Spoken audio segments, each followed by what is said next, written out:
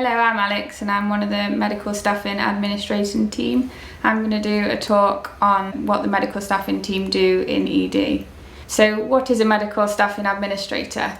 A medical staffing administrator, sometimes referred to as a junior doctor administrator, will support you with all your annual leave and study leave requests. They request locums to ensure that the ED is staffed fully and safely, focusing on skill mix. They'll also keep sickness records up to date and ensure return to work meetings are completed. Going on to rotas and annual leave, so all of our rotas are compliant with the new junior doctor contract rules and guidance. You will receive a working schedule from HR which will go through all of that information with you. If you don't receive that, we can help you with that. Just pop us an email and we'll liaise with HR on your behalf. Annual leave requests come through the ED medical staffing box, which at the end of the talk there is a useful contact section, which you'll see that email address there.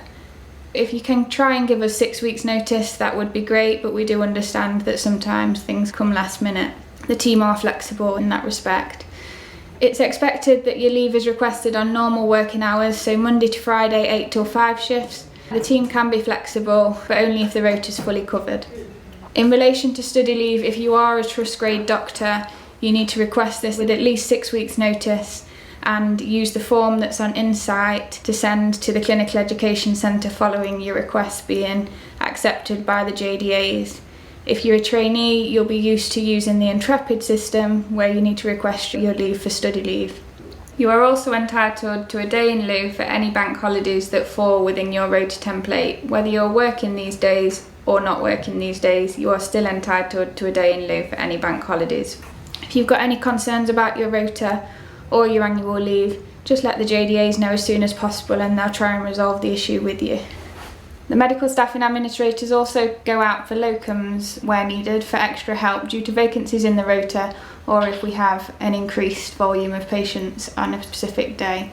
The first port of call, they may ask you to swap your shifts round to try and cover these shifts that we have vacancies on. The second thing they'll do is send the shifts out to locum. If your supervisor has agreed that you are okay to do locums, you will receive this email and feel free to just pop them an email to let them know that you're happy to do the shift if you are. Following your shift, you'll need to complete a timesheet and pop this in the black box in the seminar room, noted timesheets. The cut-off for payroll is the 24th of each month and you'll be paid the following month. You can also note on your timesheets that you want weekly pay, but you will need to speak to locum bookers if you want this. Education is very important to us in the ED. James McGarr is our education lead in the medical staffing team and will deal with any queries you have. Your go-to learning resource is the 𝗖𝗵𝗽𝗀𝘁𝗲𝗿𝘀 website. All our educational content and local bookings will be available on this website. Your second go-to resource is 𝗨𝗵𝗽𝗀𝘁𝗲𝗿𝘀, our own Royal College e-learning platform. We support and promote other emergency medicine, free online access medical education and other open access resources. So some of the things that you can book through 𝗖𝗵𝗽𝗀𝗁 are work-based placements, so DOPS, direct observation of procedural skills. The majority of DOPS are completed on the shop floor during shifts with patients. CBDs, case-based discussions, mini KEXs, ESLIs, simulations, quality and safety meetings, practical bookable skill sessions. We have an education lead, James McGarr, who will be able to help you with all of these and book in all of these sessions. We also have the education team and fellows that are available to help you, particularly on Wednesdays. We're in turquoise scrubs. Sickness absence. If you're off sick for any reason, you must inform the doctor in charge as soon as possible via the tracker's phone number. That phone number will be available through James McGarr through the attachments he sends you. This should be followed up by a telephone call to the JDAs or an email to the ED medical staffing mailbox, informing them what shift you are due to work, when you are likely to return, the reason for your absence and the name of the doctor that you spoke to. When you are fit to return to work, you must again inform the medical staffing administrators, even if you are not on a working day. Following your sickness, you will need to arrange a return to work discussion within at least 48 hours if possible, but we do understand you're on an on-call rota of reporting back as fit for work. This is to close off your smart absence.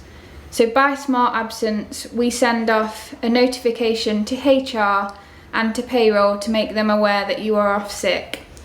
Following your return to work meeting, that smart absence will be closed, but until you do have that meeting, the smart absence will stay open even if you have returned to work. Hence why it does say that this may affect your pay if you have returned to work but not completed the return to work discussion. The return to work discussion is a supported meeting to go through how you are, make sure we're supporting you back into work, occupational health referrals and anything needed at the time. The last section is just some useful contacts for our JDA team and our medical education team and payroll. Thank you.